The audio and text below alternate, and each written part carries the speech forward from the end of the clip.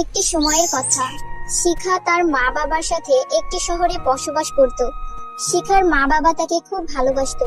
শিখার বাবা একটি ফ্যাক্টরিতে কাজ করত এবং শিখার মা ঘরে কাজ করত এবং সবকিছুর দেখাশোনা করত। শিখার জীবনে তেমন কিছুর অভাব ছিল না। শিখা খুব ভালো মানসিকতার মেয়ে ছিল। সে সবার সাথে ভালো ব্যবহার করত। একদিন শিখার স্কুল থেকে বাসায় ফিরলো এবং তার মাকে বলল, মা জানো, আমাদের স্কুলে একটি নতুন মেয়ে ভর্তি হয়েছে। ও খুব চুপচাপ এবং লজ্জা সম্পন্ন মেয়ে ছিল, কিন্তু আমি ওকে বেশিক্ষণ এভাবে থাকতে দেইনি। আমি ওর কাছে গিয়ে ওর সাথে কথা বলা শুরু করলাম এবং ওকে আমি আমার বন্ধু বানিয়ে দিলাম। পরে মেয়েটি ওর টিফিন আমার সাথে শেয়ার করছিল। এটা তো খুব ভালো কথা। তোর এই গুণটি তোকে সবার থেকে আলাদা করে তোলে। তুই সবার সাথে ভালো ব্যবহার করিস, তাই সবাই তোকে খুব ভালোবাসে এবং তোর সাথে সহজেই বন্ধুত্ব করে ফেলে। তুই সহজে অপরিচিত লোককেও নিজের বানিয়ে ফেলিস, এটাই তোর গুণ। এভাবে শিখা হাসি খুশি তার দিন কাটাতে লাগলো। কিন্তু তার সুখের দিনে কার জানি কুনজর পড়লো, কারণ কয়েকদিন পরে শিখার বাবা গাড়ি অ্যাক্সিডেন্ট করে মারা যায়। এই কথা শিখার মায়ের বিশ্বাস হলো না। শিখা বুদ্ধিমতী, তাও সে এই কথা মেনে নিতে পারলো না। শিখা এবং তার মা খুব ভেঙে পড়লো। শিখার মা ভাবলো এখন শিখার দায়িত্ব বা যত্ন কে নেবে এবং কেই বা পুরো পরিবারের জন্য ইনকাম করবে। শিখার মায়ের দুশ্চিন্তা দূর করার জন্য শিখা তার এবং তার মায়ের দায়িত্ব নিল। আমি তো জানি এখন আমাকে সব দায়িত্ব নিতে হবে, কিন্তু আমাকে একটি উপায় বের করতে হবে যাতে আমি টাকা উপার্জনের পাশাপাশি আমার পড়ালেখাও চালু করতে পারবো। এমন সময় শিখা শুনতে পারলো বাহিরে আইসক্রিমওয়ালা এসেছে।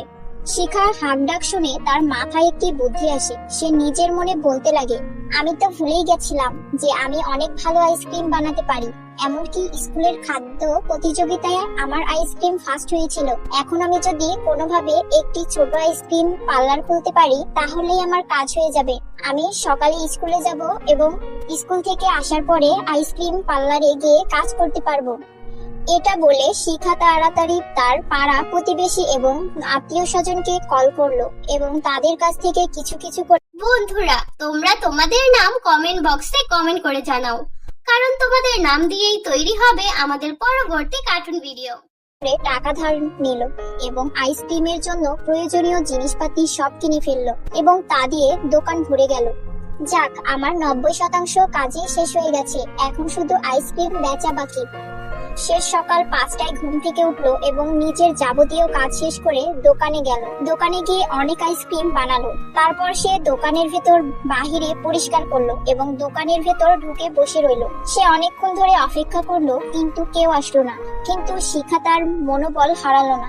সকাল থেকে দুপুর পার হয়ে গেল, দুপুর থেকে সন্ধ্যা, কিন্তু শিখার দোকানে একজন দুজন ছাড়া কেউ আসলো না। শিখার দোকান বন্ধ করা শুরু করলো। অনেকদিন পরের কথা।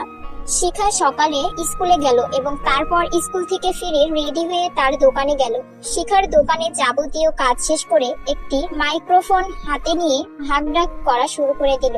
শিখা অনেক ধরনের কথা বানিয়ে বলতে লাগলো এবং কাস্টমারদের আকর্ষণ করতে লাগলো।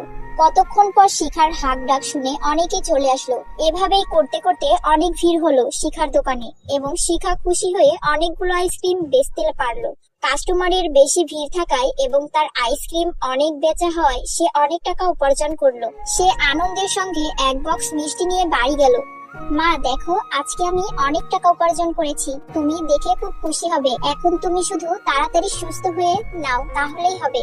এটা বলে শিখা তার মায়ের মুখে একটি মিষ্টি দিল এবং তার মা খেয়ে ফেললো। শিখার দিন এভাবেই কাটলো। সে সকালে উঠে স্কুলে যেত এবং স্কুল শেষে এসে আইসক্রিম পার্লারের কাজ করত। এমন একদিন শিখা আইসক্রিম বানাচ্ছিল। সেই সময় একটি নীল চোখ এবং নীল জামা পরা একটি ছোট বাচ্চা তার দোকানের সামনে আসলো। বাচ্চাটি তার দোকানের সামনে এসে কান্না শুরু করলো। শিখা এটা দেখে বাচ্চাটিকে তার কাছে আনলো এবং জিজ্ঞাসা করলো, কি হয়েছে তোমার? তুমি কাঁদছো কেন? তোমার বাবা মা কোথায়? দিদি, তুমি আমার সাথে চলো দয়া করে। কোথায় যাব এবং তুমি কে? বাচ্চাটি কোনো কিছুর উত্তর না দিয়ে আবারও কান্না শুরু করলো। শিখা বাচ্চাটিকে সাহায্য করতে চেয়েছিল, তাই শিখা বাচ্চাটির পিছু পিছু গেল। শিখা অনেকবার জিজ্ঞাসা করলো কোথায় যাচ্ছি, কিন্তু বাচ্চাটি কোনো উত্তর দিল না। অনেকক্ষণ হাঁটার পরে সে দেখতে পারলো যে একটি পরী রক্তাক্ত অবস্থায় বসে আছে। সে অনেক ব্যথা পেয়েছিল। বাচ্চাটি বলল, দিদি, তুমি আমার মাকে দয়া করে সাহায্য করো, আমার মা যে ব্যথা পেয়েছে। কি হয়েছে আপনার? আপনার এই অবস্থা কে করলো? আমার এই অবস্থা ভয়ঙ্কর পরি করেছে। ভয়ঙ্কর পরি একটি খারাপ মতবাদ দিয়েছিল। আমি সেটির পাল্টা উত্তর দেওয়ায় ভয়ঙ্কর পরি আমাকে মেরে ফেলতে চেয়েছিল। সে অনেকদিন ধরে আমার জীবন নেওয়ার চেষ্টা করেছে। আমি আজকে আমার মেয়েকে নিয়ে পৃথিবী লোক দেখতে এসেছিলাম। ভয়ঙ্কর পরি ভালো করে জানতো যে ও যদি পরিলোকে এসে আমার কোনো ক্ষতি করত তাহলে পরিদের রানী ওকে মেরে ফেলতো। তাই ও আমাকে পৃথিবী লোকে এসে মারার চেষ্টা করছিল, কিন্তু আমি ওকে আঘাত করায় ও আমাকে পুরোপুরি মারতে পারলো না। তাহলে আমি আপনাকে কিভাবে সাহায্য করতে পারি?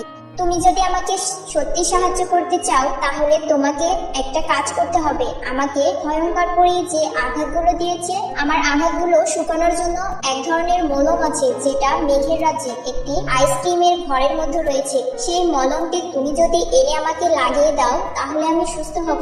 তুমি যদি নিয়ে আসো তাহলে আমি খুব উপকৃত হব। আমি কিভাবে মেঘের রাজ্যে যাব? আমার কাছে তো আপনাদের মতন ডানা নেই।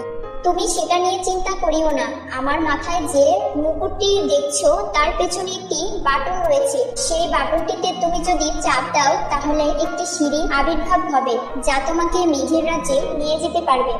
শিখা এক মুহূর্তে অপেক্ষা না করে তাড়াতাড়ি পরীর মাথা থেকে মুকুটটি নিল এবং সে মুকুটটিতে থাকা বাটনটি থেকে চাপ দিল। সঙ্গে সঙ্গে একটি সিঁড়ি আবির্ভাব হলো যেটা মেঘরাজ্য পর্যন্ত উঁচু। শিখা তাড়াতাড়ি করে মেঘের রাজ্যে চলে গেল এবং সে তার সামনে দেখলো একটি জাদুই আইসক্রিমের ঘর। শিখা আইসক্রিমের ঘরের মধ্যে ঢুকলো। সে আইসক্রিমের ঘরের মধ্যে অনেক টাকা পয়সা, হীরা সহ সোনা এবং বিভিন্ন সোনার মুকুট দেখতে পেল, কিন্তু শিখার ওদিকে ধ্যান ছিল না। শিখা শুধু মলমটা খোঁজার ধ্যান দিল। সে এদিকে ওদিকে তাকালো এবং খুঁজতে লাগলো। এমন সময় একটি আইসক্রিম কথা বলে উঠলো, কি হলো মেয়ে, তুমি কি খুঁজছো? শিখা এমন শান্ত জায়গায় একজনের আওয়াজ শুনে খুব ভয় পেয়ে উঠলো। সে ভয়ে কাঁদতে কাঁদতে এদিক ওদিক তাকালো। তুমি ভয় পেও না, আমি আইসক্রিমের ঘর কথা বলছি। তুমি কি খুঁজছো? আমি কি তোমাকে সাহায্য করতে পারি? হ্যাঁ, আপনি আমাকে একটু সাহায্য করলে ভালো হয়। আমাদের পৃথিবী লোকে একটি পরী খুবই খারাপ অবস্থায় পড়ে আছে। সে বলল মেঘের রাজ্যে আইসক্রিমের ঘরের মধ্যে একটি মলম রয়েছে। সে মলম এনে তাকে লাগিয়ে দিলে সে সুস্থ হবে। তাই আমি এখানে এসেছি মলমটি খুঁজতে। কিন্তু এখানে সব জায়গায় দেখছি টাকা পয়সা, হিরে, সোনা দানা রয়েছে, কিন্তু মলমটি কোথায় পাচ্ছি না। আইসক্রিম এই কথাটি শুনে সঙ্গে সঙ্গে তার আলমারি খুললো এবং একটি মলম বের করে তা শিখার হাতে দিল। শিখার জাদুর মলমটা পেয়ে খুবই খুশি হলো। সে মলমটি নিয়ে পৃথিবীর লোকে ফেরত গেল এবং মলমটি পরীর ক্ষতস্থানে লাগিয়ে দিল। পরীর ক্ষতস্থান ঠিক হয়ে গেল এবং পরীর একেবারে সুস্থ হয়ে গেল। তুমি খুবই ভালো, তুমি আমাকে অনেক বড় সাহায্য করেছো। তুমি জাদুই আইসক্রিমের ঘরের মধ্যে অনেক সোনার রূপা টাকা পয়সা দেখেও লোভ করনি। তুমি আমার কথা রেখেছো এবং আমার জন্য মলম এনেছো। তুমি না থাকলে আমি এখানে আস্তে আস্তে করে মরে যেতাম। না না, এসব কি বলছেন? আমার বদলে এখানে যেই থাকতো সে আপনাকে সাহায্য করতো। সবাই তোমার মতো ভালো হৃদয়ের নয়। তুমি আমাকে অনেক বড় সাহায্য করেছো। তোমাকে আমি কিছু প্রতিদান দিতে চাই। তোমাকে আমি একটি বর দিতে চাই। বলো তুমি কি চাও? আমি আমার মাকে সুস্থ দেখতে চাই। আমার বাবা মারা যাওয়ার পর থেকে মা খুব অসুস্থ হয়ে রয়েছে। আমি শুধু তাকে সুস্থ করে দিতে চাই, তাতেই হবে।